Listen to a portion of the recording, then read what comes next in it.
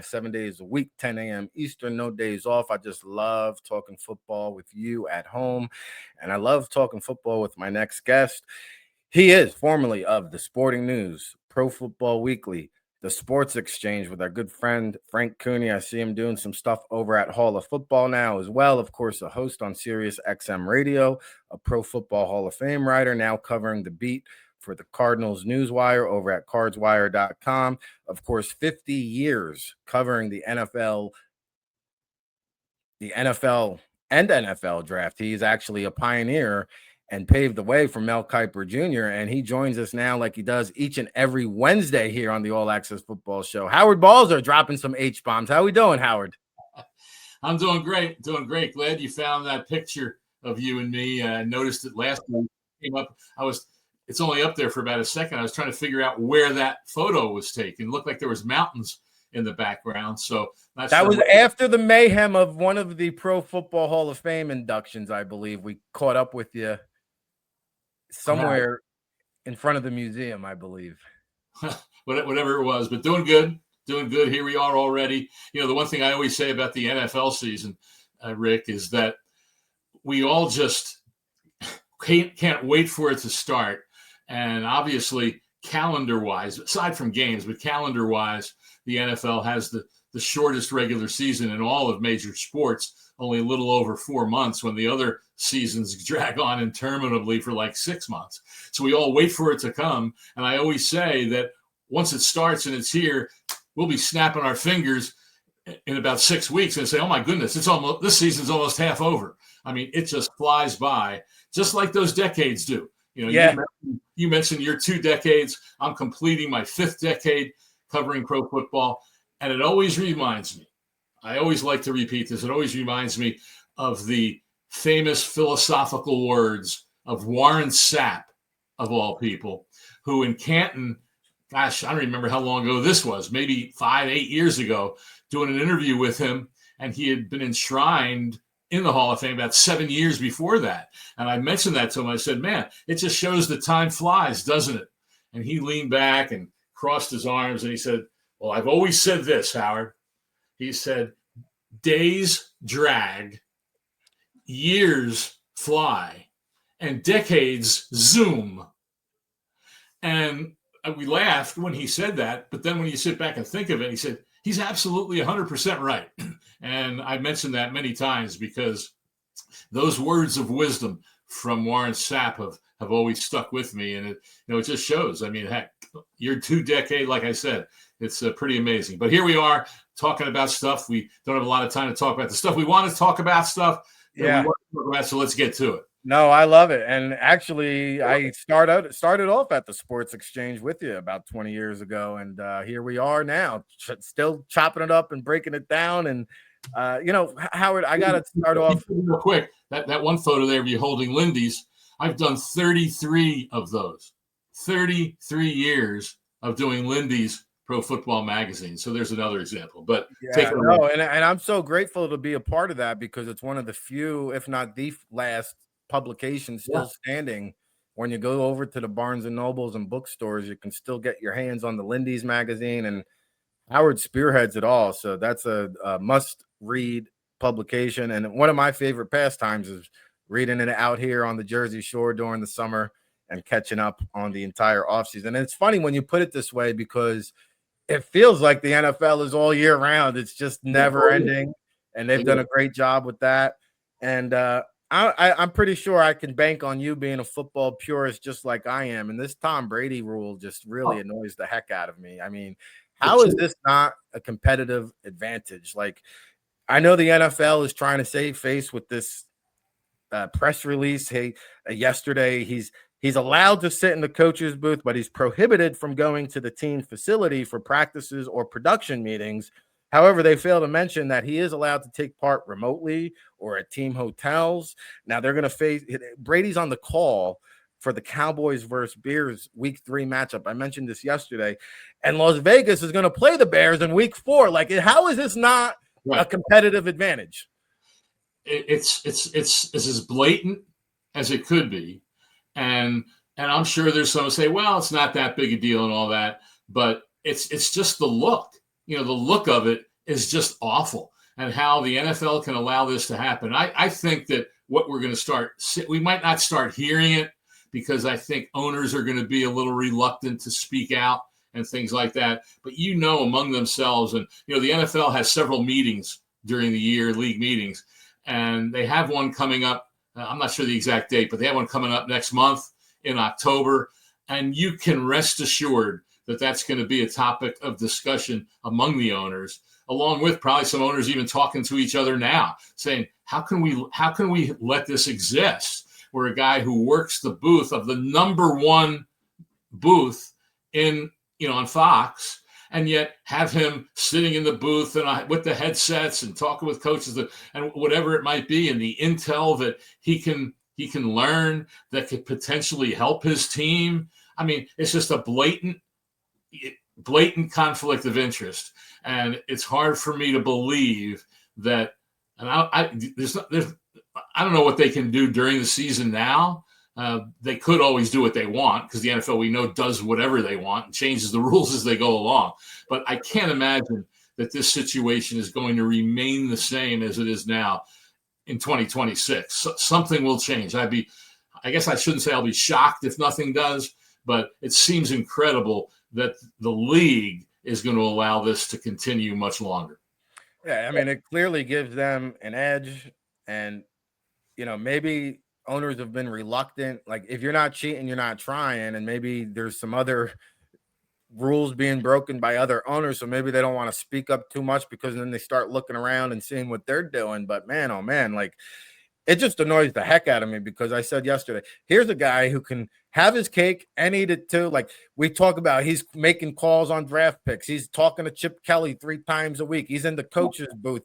He's a broadcast announcer. And as if that wasn't enough to tick people off, now he's got, I don't know if you saw this bizarre press conference he had with the Prince of Saudi Arabia about this flag football league or flag football tournament that they're going to do in Saudi Arabia.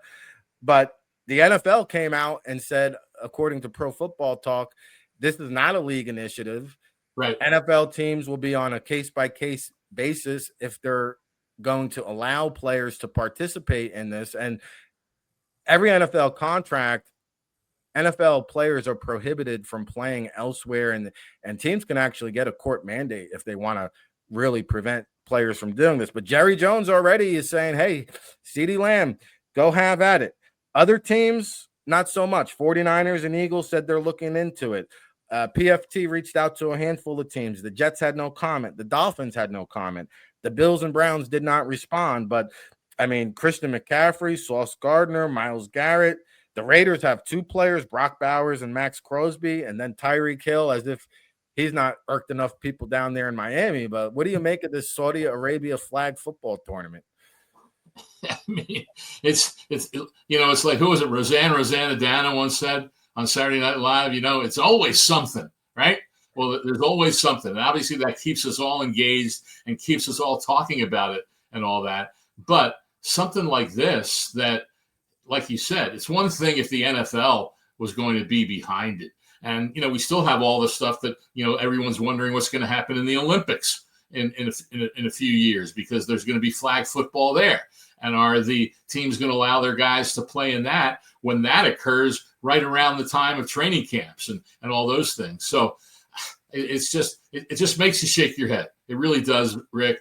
And, with the whole Brady thing and all that, you mentioned the whole thing about, if you're not cheating, you're not trying.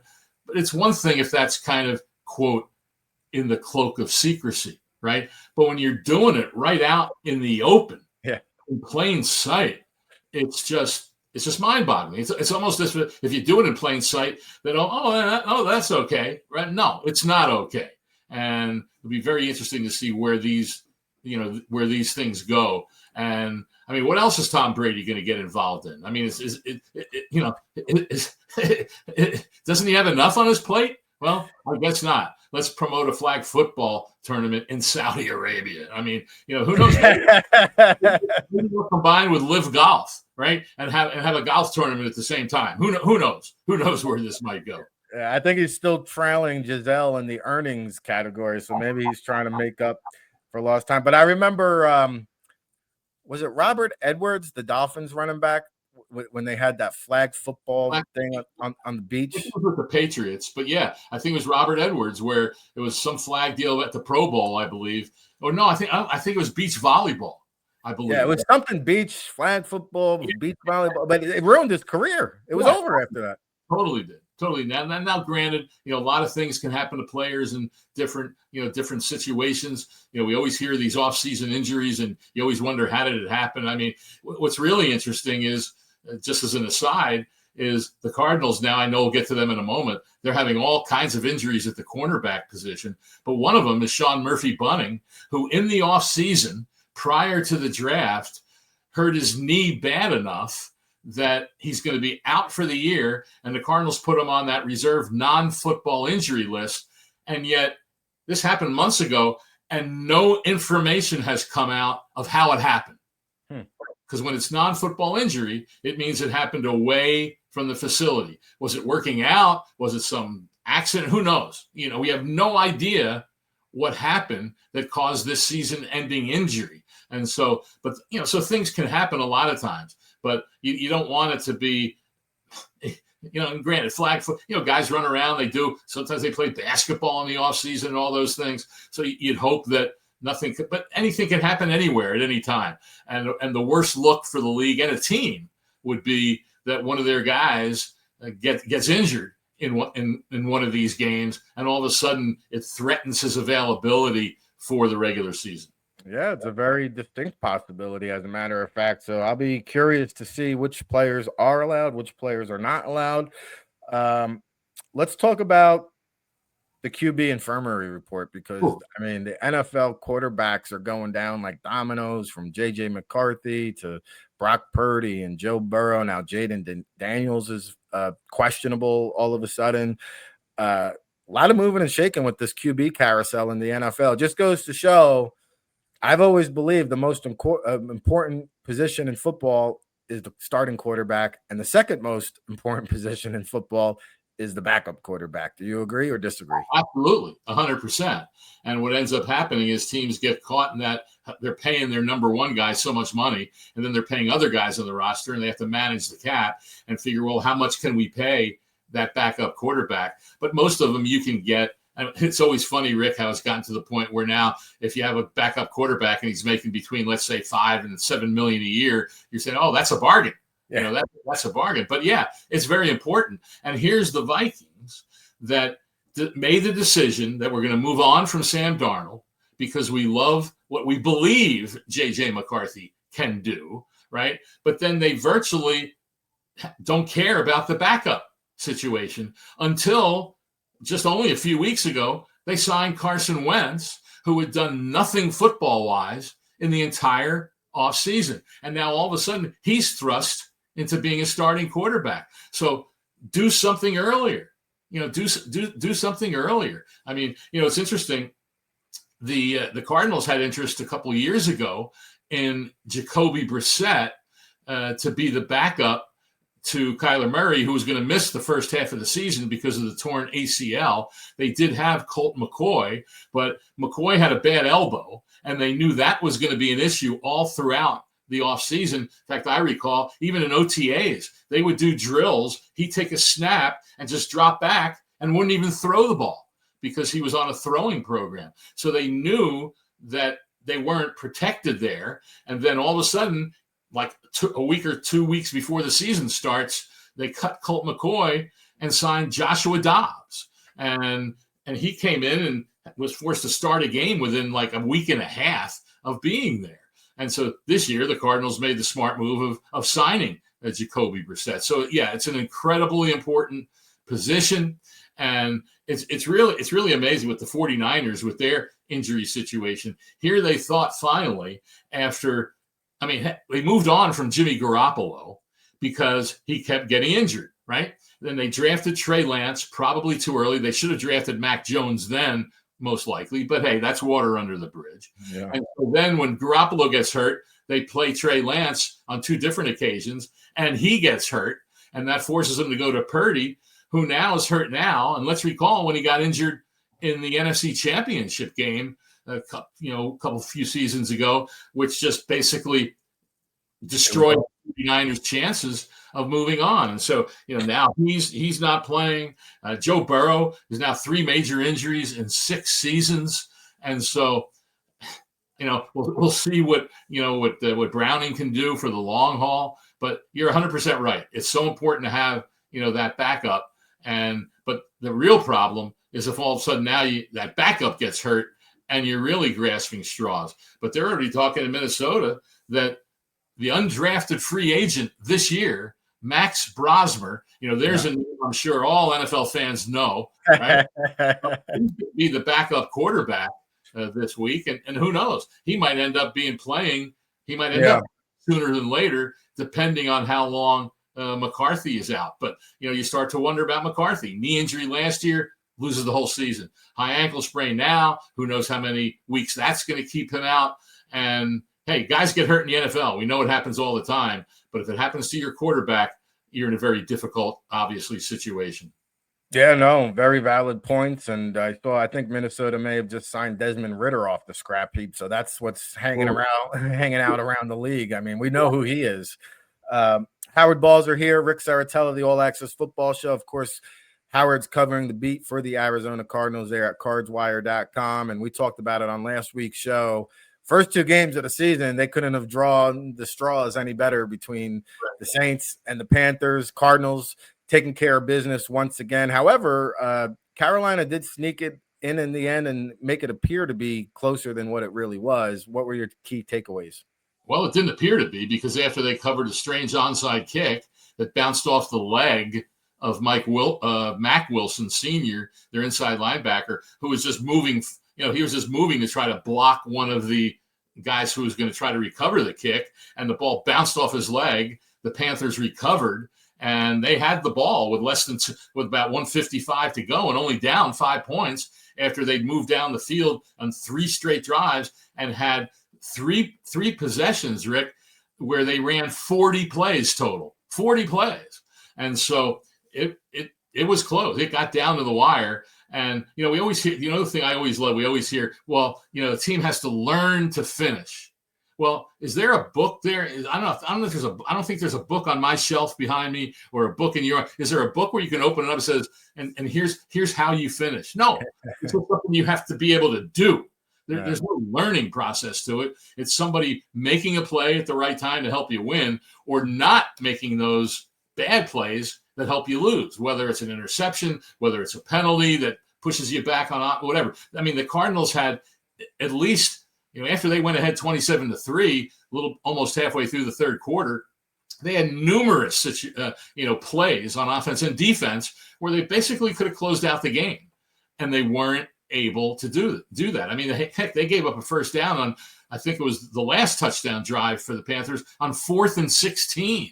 And so it was pretty wild. And so that's what they have to be able to do. But, they've won 2 close games. And, it's a broken record with me to talk about 1-score games in the NFL.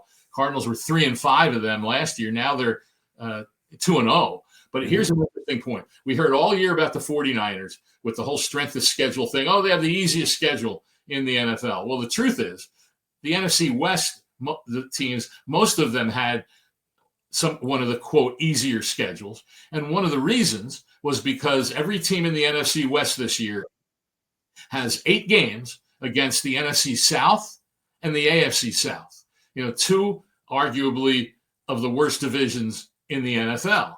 Now, there's teams that can give you a good game. It's not to denigrate them, but when you rank the divisions, those 2 are near the bottom. Well, so far in the first 2 weeks of the season, Rick, the Cardinals are 2-0. The Rams are 2-0, excuse me, and the 49ers are 1-0 against those division teams that they've played already. 5-0 combined. Seattle hasn't played one of them yet. So those are the games that, aside from division games, those will be the games how these teams do that will, at the end of the year, probably have a big role in deciding who wins the division and who might be a wild card from the division. And so, the Cardinals, they go to San Francisco this week. So, we'll see what they're able to do on the road against a team that has a lot of issues, has a lot of injuries, once again, like they had last season, but they've managed to find a way to be 2-0 also. Well, this game has ramifications because 2-0 Cardinals, 2-0 49ers, two teams who failed to make the playoffs last year, now out to a fast start. And you mentioned San Francisco all banged up. Purdy's out. Jawan Jennings is injured.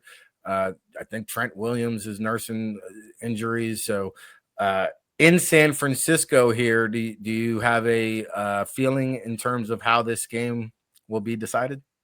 Well, it'll probably be a close game. I mean, it's hard to believe that it won't be. I mean, you never know. One team turns it over a lot, or there's big explosive plays. But neither team has a lot of those guys that can make those explosive plays. Certainly, Christian McCaffrey can. There are guys on the Cardinals that can.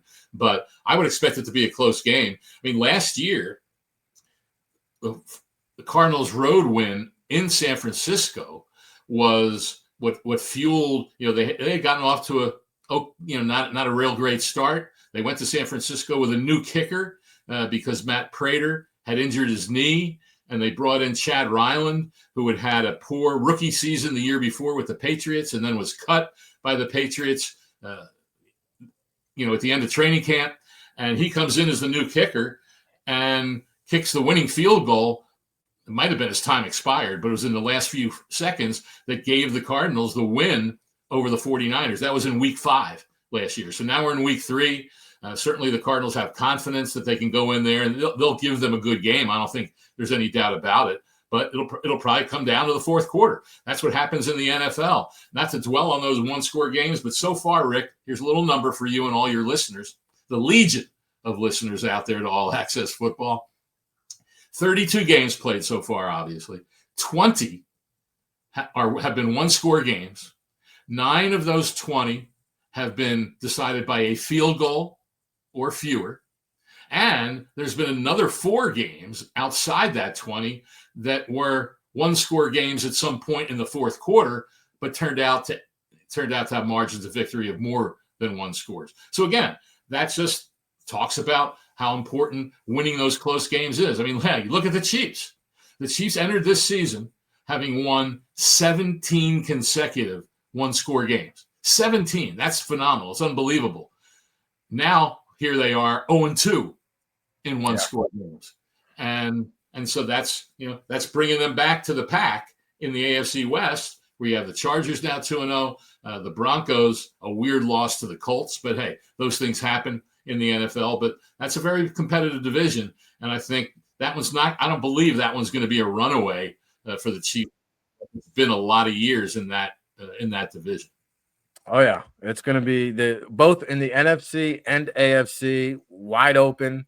And we appreciate the insight and analysis. We have a good one tomorrow night in the NFC West with the Rams being 2-0. They'll face the Eagles.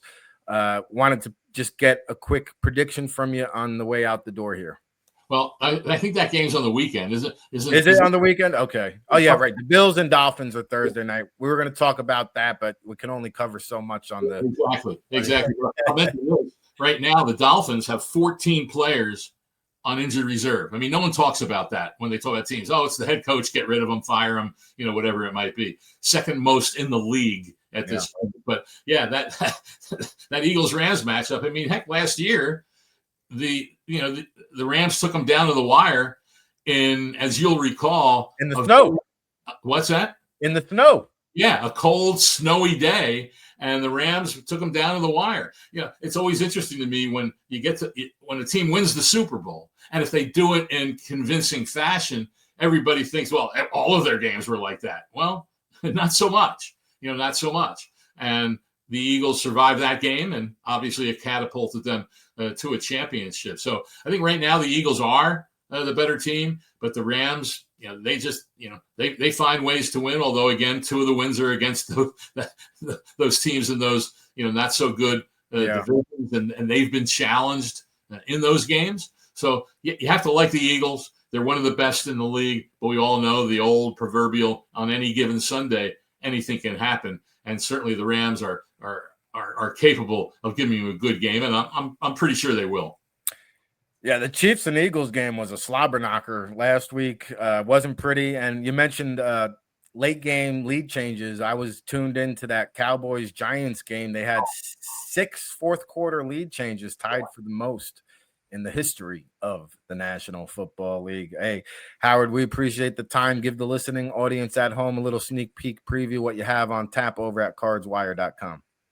Yeah, just, covering the Cardinals and getting into the whole debate, how it is when an offense is struggling a little bit, or a guy like Marvin Harrison Jr. only has 5 targets in the game. Although, again, everyone forgets the target where there was a pass interference penalty that gave them 38 yards. That doesn't count officially as a target because it wasn't a play.